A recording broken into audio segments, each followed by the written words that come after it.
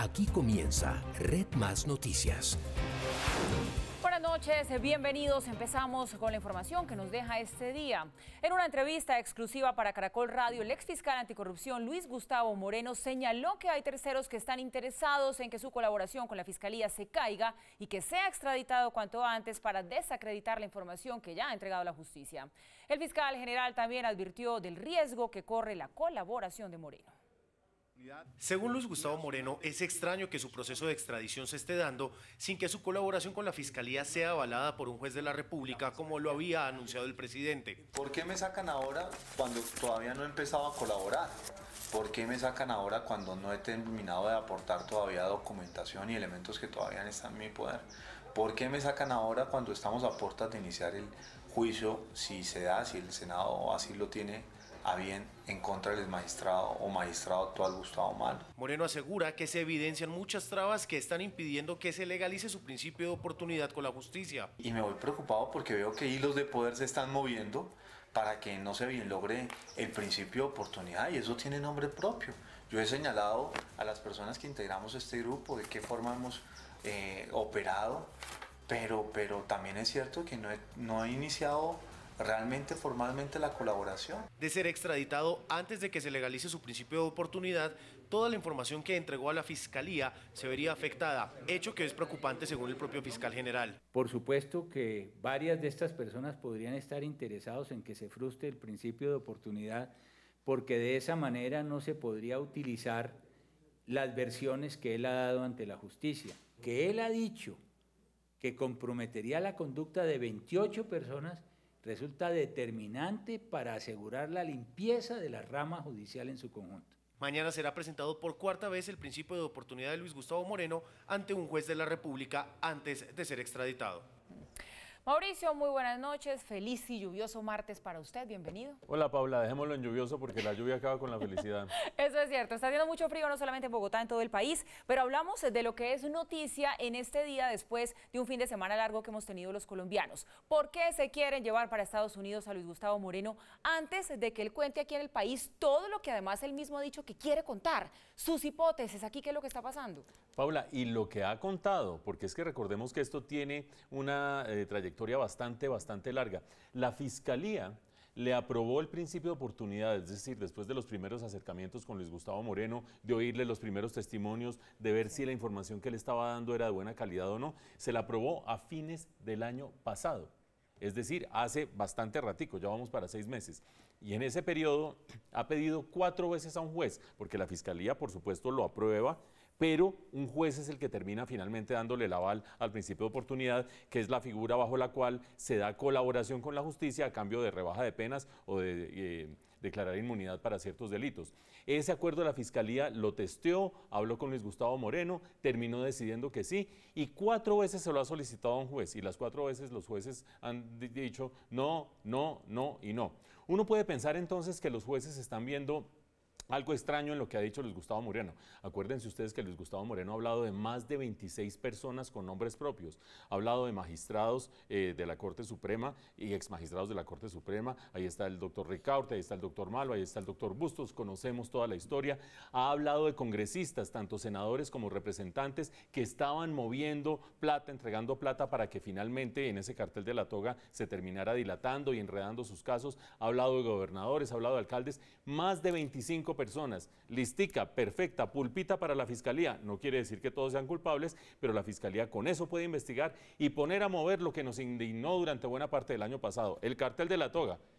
Llega la solicitud a donde un juez y dice no, no, no y no, y resulta que ya lo van a extraditar, es decir, se va a ir Luis Gustavo Moreno a responder ante la autoridad de Estados Unidos por otros motivos, por delito de lavado de dineros, lavado de activos, no por todos los rollos del sistema judicial colombiano, y se va a ir sin poder hacer que la información que le ha dado la Fiscalía quede en firme, porque es que ya ha hablado muchísimo, ya conocemos los nombres, trasciende a los medios de comunicación, pero todo lo que ha dicho perdería poder probatorio, perdería legitimidad ante el proceso judicial si el juez no le termina dando principio de oportunidad.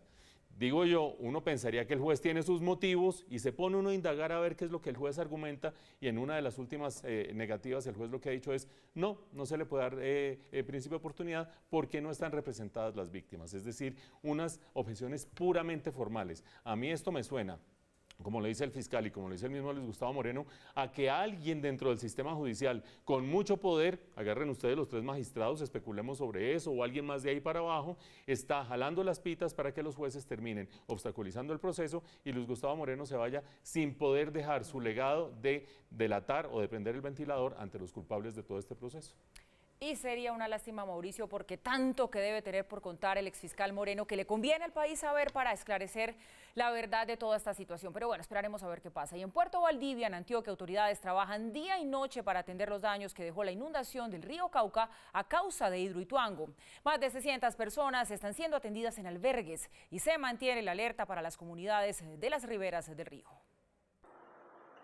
Según lo declaró el gerente de Empresas Públicas de Medellín, se sigue trabajando para controlar el flujo de las aguas, pues aún no hay certeza de que un nuevo destaponamiento se vuelva a registrar en la presa.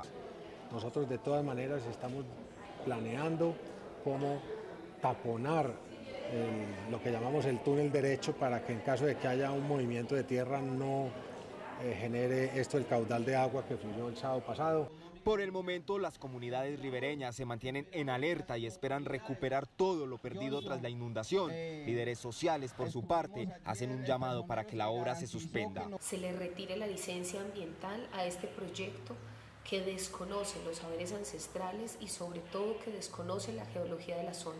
Autoridades departamentales en conjunto con el Ejército Nacional entregan ayudas humanitarias, realizan capacitaciones y atienden a los menores de edad. Nos desplegamos con todas las herramientas de acción integral para el acompañamiento de las mismas. Nos encontramos dictando capacitaciones de trabajo social. Mientras se adelantan las investigaciones para determinar las causas exactas de la emergencia, expertos en ingeniería de talla mundial evalúan la viabilidad del proyecto.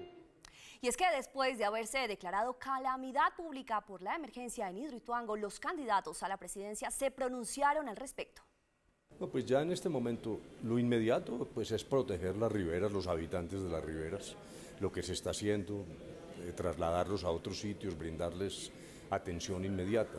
Lo otro es examinar el origen del problema, porque o fueron causas geológicas impredecibles, que es una hipótesis, o realmente un error de diseño y de procedimiento de ingeniería, lo cual sería extraordinariamente grave. Lo de Hidroituango es un tema desafortunado, eso es una situación trágica que se tiene que abordar con rigor, hacer las investigaciones, saber qué ocurrió ahí, pero hay que ser solidarios con EPM, con la Gobernación de Antioquia, buscar que eso se resuelva bien y que se puedan mitigar daños, que puedan tener efectos en terceros. Los responsables del desastre de Hidroituango sí tienen nombres y no deben ser ocultados, sin escuchar la voz de las comunidades de la zona a quienes masacraron. Impusieron su proyecto Álvaro Uribe Vélez y Luis Alfredo Ramos, padrinos de Duque. Que es falso. Yo no tengo ninguna responsabilidad en mi gobierno, yo he respondido siempre y responderé. Pero esa es la forma como hacen la política, diciendo mentiras, inventando cosas sobre las personas, y por eso no voten por esas personas, no voten por esas campañas.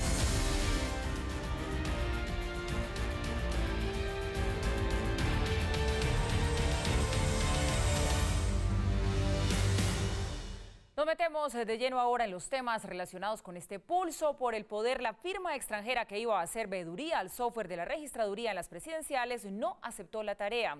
El CNE pidió al gobierno una reunión urgente para blindar las elecciones.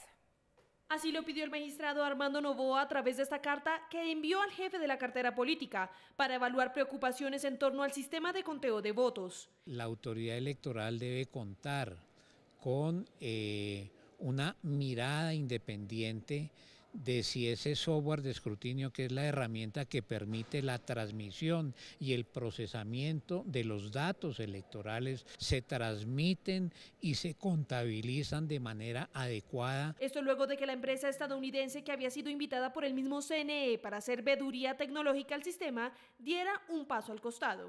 Los tiempos son apretados y precisamente hay que explorar fórmulas para que ese blindaje y ese acompañamiento al software de escrutinios deje satisfecho a los candidatos y a todas las campañas. Se pedirá claridad sobre qué pasó con los datos de aquellos que usaron fotocopias en las consultas de marzo. La destrucción de esos formularios culminó la semana anterior. Es importante que el resultado de todo ese proceso sea conocido por la opinión pública. Cuestionamientos en torno a las firmas encuestadoras también serán abordados. Habíamos dicho aquí, Mauricio, hacia el final de la semana pasada, que aunque contar con este software que le hiciera veeduría al software de la registraduría mejor, pues no garantizaba que el resultado fuera aceptado por todos los candidatos, pues era mejor tenerlo que no tenerlo. Ahora resulta que ya no lo tenemos, estamos a 12 días de las elecciones y corriendo. ¿Estamos tarde para poder decir que podemos blindar las elecciones, para darle tranquilidad a los votantes y a los candidatos, o todavía se puede? Paula, yo creo que sí estamos tarde. Es lamentable que esta firma IFES, la verdadera IFES, haya decidido no estar ayudándole al sistema colombiano, al sistema electoral colombiano en este proceso. Sí, se les ocurrió muy tarde, les avisaron muy tarde, pero ojo, porque es que hay gente, Paula, que está diciendo, es que el magistrado Armando Noboa ha mostrado tener posiciones distintas a las de sus colegas. De hecho, ese magistrado fue nombrado, a diferencia de los demás magistrados que representan a partidos mayoritarios y fuertes, fue nombrado por partidos de izquierda y partidos independientes. Entonces dicen, claro, ahí está pintado, le está abriendo el terreno a Gustavo Petro para que después termine hablando de fraude. Aquí mismo hemos dicho que quizás la candidatura de Gustavo Petro se ha excedido en advertencias, en tratar de sembrar el terreno, etcétera, etcétera. Pero ojo que yo creo que el magistrado Noboa tiene razón. Y tiene razón porque ustedes se ponen a mirar. Está el incidente del logo en el tarjetón. Yo creo que unas elecciones no se terminan decidiendo por un logo, si el logo de la Colombia Humana tenía corazoncito o no tenía corazoncito. Pero bueno, está ese incidente donde todavía no se sabe exactamente esa funcionaria que terminó engavetando la autorización del Consejo Nacional Electoral en la registraduría, ¿por qué lo hizo? Todavía no se sabe.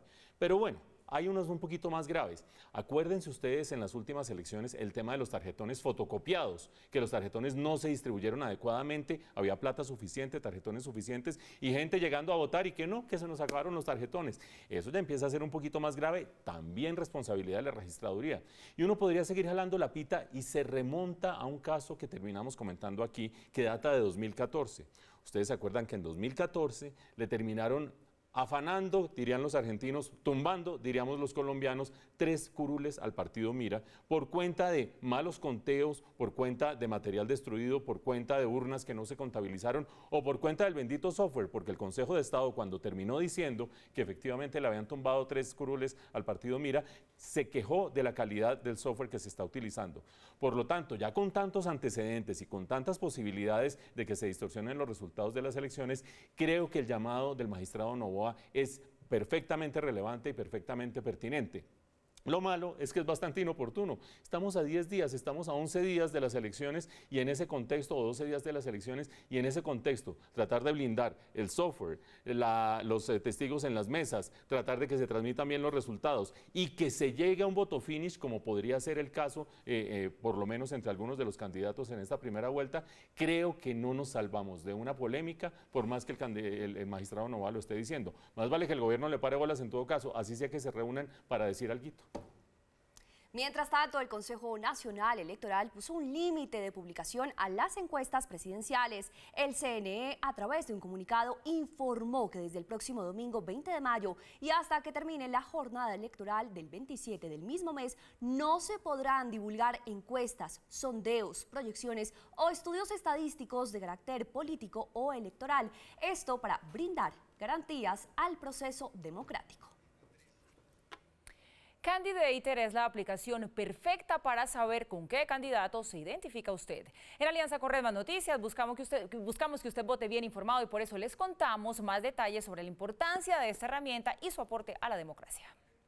Candidator es una herramienta que busca que los jóvenes se vinculen y conozcan sobre los detalles y propuestas de los diferentes candidatos a la presidencia. En este caso, la Embajada de Alemania decidió apoyar la causa. Es una herramienta de pedagogía para la democracia y es un juego a la vez. Y ya tenemos más de 225.000 participantes. Destinaron recursos importantes para sumar un grano de arena a la democracia. Es un montón, alrededor de los 500 millones de pesos. La misión de observación electoral también está vinculada al proyecto y su objetivo es velar por la transparencia. Lo que hicimos fue todo el acompañamiento para que los perfiles de los diferentes candidatos que aparecen ahí, los temas que están tratando, todo el tema que se hace público, el contenido de los candidatos, sea realmente el de ellos, sea información que esté verificada y sea información que realmente sea relevante para los ciudadanos. Este esfuerzo busca reducir una tendencia que muestra poco interés de los jóvenes por participar en los procesos democráticos. Su objetivo no es incidir directamente en la voluntad de voto, sino dar a conocer propuestas de los candidatos.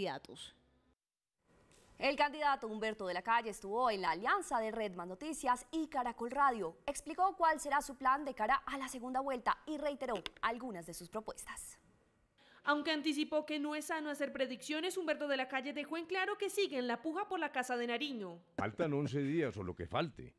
Mire, yo creo que el liberalismo tiene músculo suficiente para, con 2.500.000 votos en Cámara, y la votación independiente que, por ejemplo, obtuve yo en Bogotá. Sin embargo, ante el hipotético escenario de que no logre llegar a segunda vuelta, aclaró. Si el doctor César Gaviria y la colectividad deciden que ellos se van con Iván Duque, usted no va. No voy, no. Perfecto. Y si ellos deciden que van con Petro, usted no va. Pues yo no quiero ir con ninguno de los dos en este momento, me parece que... ¿Tampoco iría con Vargas? Tampoco. Pero yo tengo el convencimiento absoluto de que lo que le conviene al país es la ruta que yo he mostrado. Especificó que una cosa es su decisión y otra la que llegue a tomar su partido. No, la decisión del Partido Liberal es la decisión del partido y el representante y jefe del Partido Liberal es César Gaviria. Si yo no llego a pasar, que insisto, espero pasar, pero si eso se da, pues la voz del candidato no es una voz oficial. La próxima semana en la alianza estarán Vargas Lleras, Fajardo e Iván Duque. Según el Ministerio del Interior, el gobierno buscará nuevos gestos de paz por parte del ELN, que anunció una tregua unilateral por 5 días. Según el jefe de la cartera política, este cese debe ser indefinido. Lo ideal hubiese sido un anuncio de un cese unilateral del fuego indefinido. Este anuncio que se ha hecho es importante, pero por supuesto que la aspiración que tenemos todos los colombianos y en particular el gobierno nacional es que existan muchos más gestos de paz por parte del ELN. Sergio Torres, el ex candidato al Consejo señalado de acceso carnal abusivo contra un menor de 13 años, se entregó en las últimas horas. La senadora por el Partido Verde, Claudia López, descartó cualquier tipo de vinculación con el hombre. Red Más Noticias reveló el caso en exclusiva el jueves pasado. Torres, publicista de profesión y estudiante de Derecho, se entregó hacia el mediodía en compañía de su abogado, una vez se enteró de que sobre él pesaba una circular roja de Interpol. Hoy la senadora Claudia López le envió esta carta al fiscal delegado para la violencia contra niños, pidiéndole la máxima celeridad en la investigación y total severidad en la pena que se le imponga. Además, aseguró que Sergio Torres no está vinculado con el Partido Verde. El señor Torres jamás ha trabajado en mi equipo ni en la Alianza Verde, sino ha sido simplemente un voluntario que traicionó los principales ideales que nosotros hemos defendido. Sin embargo, fueron los mismos integrantes de la bancada del Partido Verde en el Consejo de Bogotá quienes denunciaron a su propia cúpula el caso hace 11 días. Torres estará mañana en audiencia en el Complejo Judicial de Palo Quemado en Bogotá. El presidente Santos envió hoy un mensaje a los profesores del país en su día. Aunque hace una semana los profesores hicieron un paro de 48 horas por incumplimientos del gobierno, el presidente dijo hoy que hubo avances, sobre todo en materia salarial. A los profesores de Colombia les hemos cumplido. Desde el año 2014 han tenido aumentos salariales muy por encima de los demás servidores públicos. Entre el 2014 y el 2018, su salario subió 9 puntos por encima del aumento decretado para los demás funcionarios. Los familiares de los periodistas empleados del diario El Comercio asesinados en Ecuador se reunieron con el presidente Santos y pidieron ayuda urgente para la pronta recuperación de los cuerpos de sus allegados. Raúl Borja, Cristian Segarra y Ricardo Rivas son familiares del equipo periodístico asesinado por disidencias de las FARC. Hoy estuvieron en Bogotá, en la Embajada del Ecuador, denunciando que el Estado colombiano no tiene un plan para ayudarles a recuperar sus seres queridos. ¿Por qué el Estado, el gobierno colombiano no ha dado una respuesta a la invitación para que participe en la comisión que está presidiendo la CIDH. Le exigimos a las autoridades colombianas que nos den una respuesta sobre este tema puntual. A los pocos minutos de terminar la rueda de prensa recibieron una llamada del gobierno donde los citaba a una reunión privada y en horas de la tarde y después de la reunión concluyeron lo siguiente. Las respuestas fueron positivas realmente y ahora esperamos que se cumplan las acciones en base a lo que nos manifestaron y a la apertura total. Algunos documentos se mantendrán en confidencialidad hasta que la Comisión Interamericana de Derechos Humanos realice la investigación basada en la información. La economía colombiana creció 2.2% en el primer trimestre de este año, según el DANE. El DANE presentó los resultados del Producto Interno Bruto para el primer trimestre con la nueva base metodológica con precios de 2015. La cifra es 2.2. La cifra del año pasado había sido de 1.3. Ahora se miden 12 sectores y de esos 7 estuvieron por encima del promedio. Las recomendaciones internacionales establecen que estos años bases se deben cambiar cada 10 años. Las actividades financieras de seguros son las que mejor se comportan. Sin embargo, la manufactura, la explotación de canteras y el sector constructor no les va bien. Vemos que lo que frenó un crecimiento mayor fueron la construcción y, por ejemplo, las obras civiles. Según expertos del mercado, ese comportamiento pudo haber sido mejor si no se presentan los cambios bruscos en los precios del dólar. Otro de los factores que afecta al crecimiento en la primera parte del año es la incertidumbre electoral. Los ingresos de las principales 1000 empresas del sector real y de servicios no financieros del país crecieron 5.98% en 2017, según la Superintendencia de Sociedades. El año pasado los ingresos de las 1000 compañías del sector real superaron los 600 billones de pesos. Por fin logramos que todas las compañías hayan hecho exitosamente el tránsito hacia las normas internacionales de información financiera. Entre 2016 y 2017 los activos aumentaron de 877 a 950 billones de pesos. El pasivo pasa de 402 a 425. Las ganancias de esas 1000 empresas en 2017 sumaron 44,9 billones de pesos. El patrimonio experimenta un incremento de 474 millones a 524. Las empresas de servicios no financieros, sector real manufacturero y el comercio aumentaron sus ingresos, al igual que minas e hidrocarburos. Para el año 2017, este sector de minería e hidrocarburos registran ganancias superiores a los 30 billones de pesos. De acuerdo con la superintendencia, el 54% de esas compañías se encuentran domiciliadas en Bogotá. Bueno, Mauricio, está claro que tuvo el país un mejor desempeño que en el mismo periodo del año pasado. Ya usted nos va a decir qué tan contentos nos debemos poner, qué tan optimistas debemos estar, pero déjeme preguntarle también qué está pasando con el sector de la construcción, que dentro de los que mayor, digamos, decrecimiento tuvieron, si esta frase está bien dicha, en materia económica, ya usted me lo dirá, pues fue la construcción, y la construcción jalona mucho la economía de un país. ¿Qué está pasando con la construcción? Decrecimiento está bien dicho, y decrecimiento es la palabra que le cabe al desempeño del sector construcción, que junto con la minería fue uno de los sectores a los que peor les fue. Pero vamos primero a lo general, al bosque, y terminamos en los árboles.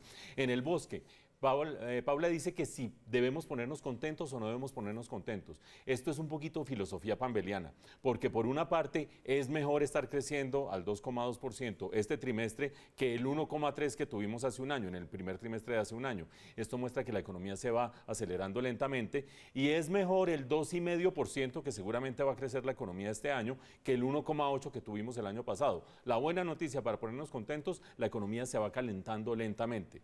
Punto y aparte, dicho lo anterior, crecer al 2,5%, como vamos a crecer este año seguramente, es paupérrimo comparado con el 4,5%, un poquito más que crecimos durante más de 10 años. Ya lo hemos dicho mil veces en este noticiero, ya no tenemos el viento de cola de la bonanza petrolera, ni los recursos que le llegaban al Estado por cuenta de dividendos de Ecopetrol y demás. Estamos con cinturón apretado, y con cinturón apretado la economía no anda a ritmo de bicicleta como anduvo durante 10 años, sino que anda a ritmo de triciclo, que es lo que nos permite la productividad.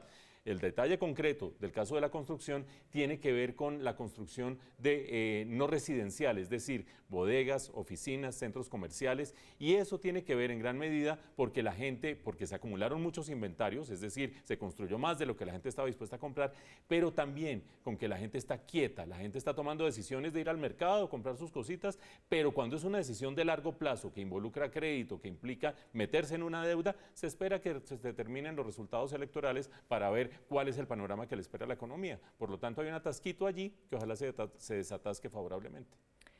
Esta semana la alcaldía firmará el decreto que prohíbe la circulación de vehículos de carga por la calle 13. La medida entrará a funcionar a mediados de junio. La medida regirá en la calle 13 entre las 6 y las 8 de la mañana del río Bogotá a la avenida Boyacá para camiones de carga de 2 o más ejes. La restricción iniciará un mes después de firmado el decreto, es decir, a mediados de junio. Debido a que ha habido unos derrumbes en algunas zonas de Colombia con las lluvias y demás, nosotros, de acuerdo con el ministro de Transporte, decidimos posponerlo unos días. También se restringirá el tránsito para camiones con capacidad superior a 7 toneladas en el cuadrante de la calle 170 a la 1 de mayo, entre los Cerros Orientales y la avenida Boyacá, de 6 a 8 de la mañana y de 5 de la tarde a 7:30 de la noche. En la avenida Boyacá, la 170 y la 1 de mayo, solo podrán transitar camiones hasta de 2 ejes. Entre las modificaciones hechas en los últimos días, se establece un mes de comparendos pedagógicos. Hasta mañana se recibirán observaciones al decreto. Y el fuerte aguacero que cayó en la tarde de hoy en Medellín causó estragos en la movilidad de la capital antioqueña. Durante la tormenta cayeron más de 1.600 rayos en el Valle de Aburrá. Las fuertes lluvias registradas hoy en Medellín ocasionaron el desbordamiento de 2 quebradas y la inundación de varios almacenes de cadena en el sur de la ciudad. Así se vieron las calles hoy tras la creciente de las quebradas La Presidenta y Zúñiga. Afectaciones en las vías públicas, tormentas eléctricas y árboles caídos dejó la tormenta. ¡Ay, se va a chocar! El aguacero también obligó a la suspensión del servicio de Metrocable en varias de sus líneas y la Secretaría de Movilidad levantó la medida de pico y placa para vehículos particulares y motos de 2 tiempos. Las autoridades hacen un llamado a la prudencia porque según el IDEAM, la temporada de lluvias continúa por lo menos 2 semanas más. Y miren esto, un fuerte susto se llevaron los bañistas de la zona bananera del Magdalena cuando una creciente súbita del río Frío arrasó con las ollas de los turistas. La emergencia no dejó por fortuna víctimas fatales.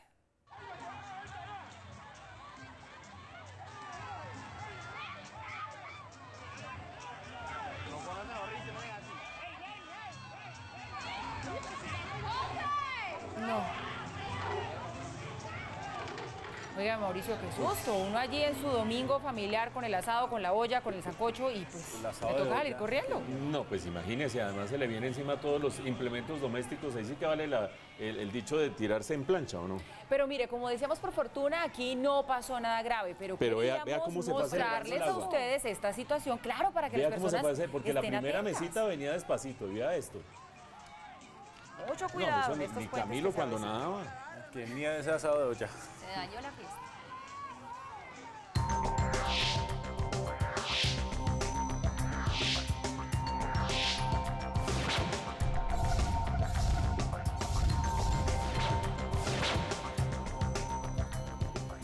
Y hablamos ahora de las noticias internacionales porque la tensión en Medio Oriente sigue en aumento tras la apertura de la Embajada de Estados Unidos en Jerusalén.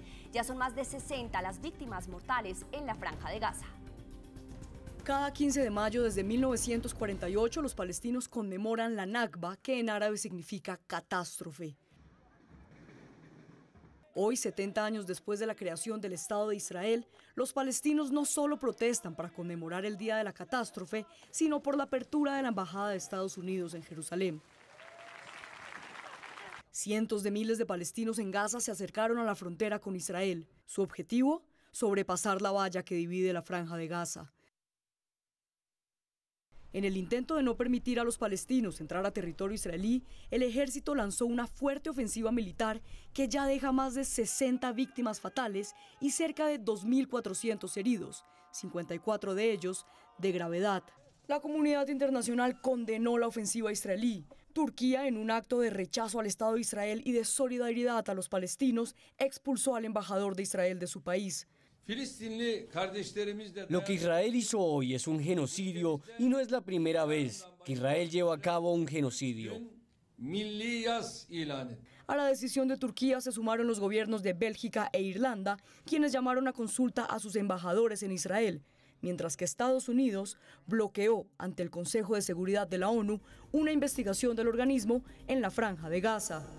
Y para hablar de esta delicada situación que afronta el mundo, saludamos hasta ahora a Carlos Patiño, profesor titular de la Universidad Nacional de Colombia, quien nos atiende a esta hora. Profesor Patiño, buenas noches, gracias por estar con nosotros.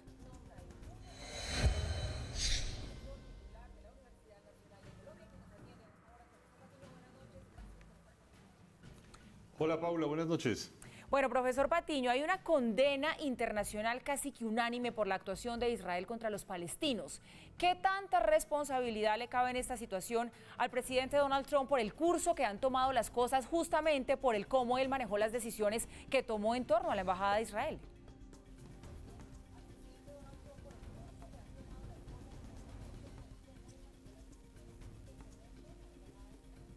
Pues mira, Paula, realmente la responsabilidad de Donald Trump es muy alta porque una vez llegó al gobierno, una de las primeras medidas que anunció durante el año 2017 fue que Estados Unidos trasladaría su embajada de la ciudad de Tel Aviv a la ciudad de Jerusalén. Esto para muchos observadores ha sido considerado una situación, digamos, desafortunada porque Jerusalén es una ciudad en disputa, tal y como lo reconoce la resolución 478 del Consejo de Seguridad de Naciones Unidas de agosto de 1980, toda vez que los palestinos reclaman a Jerusalén Este, Jerusalén Oriental, como su capital o como lo que sería la capital de un posible Estado palestino. Desde 1948, la situación entre Palestina e Israel es una situación muy compleja y muy difícil y muy lejos de convertirse en un gobierno moderado que ya sacaría adelante el proceso de paz entre Palestina e Israel. Lo que Trump ha hecho es de alguna manera incendiar las relaciones entre Palestina e Israel. Carlos, buenas noches. Lo saluda Mauricio Reina.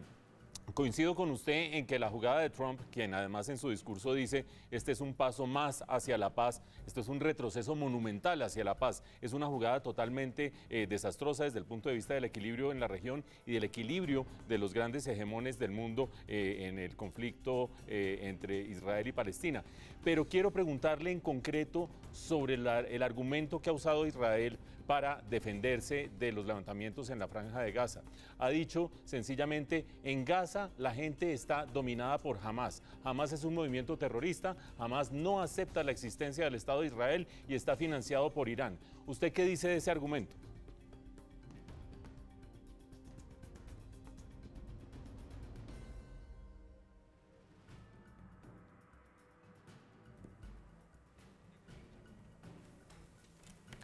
Bueno, muy bien, pues tenemos ahí al profesor Carlos Patiño, como les contábamos, profesor titular de la Universidad Nacional de Colombia, experto en estos temas de geopolítica internacional. Trataremos de volver con él más adelante porque nos interesa conocer su opinión en torno a lo que sucede allí en la Franja de Gaza, en este enfrentamiento entre israelíes y palestinos. Continuamos con información internacional. Después de semanas de deshielo, Corea del Norte amenazó con suspender la reunión con Estados Unidos si no paran sus ejercicios militares con Corea del Sur. En los últimos meses, la tensión entre las dos naciones iba en aumento, mientras Corea del Norte probó un misil balístico intercontinental capaz de llegar a cualquier ciudad de los Estados Unidos. Washington y Seúl aceleraron sus ejercicios militares en la península. La cumbre entre Donald Trump y Kim Jong-un está programada para el 12 de junio en Singapur. Estados Unidos asegura que no tiene previsto cancelar sus maniobras en la península.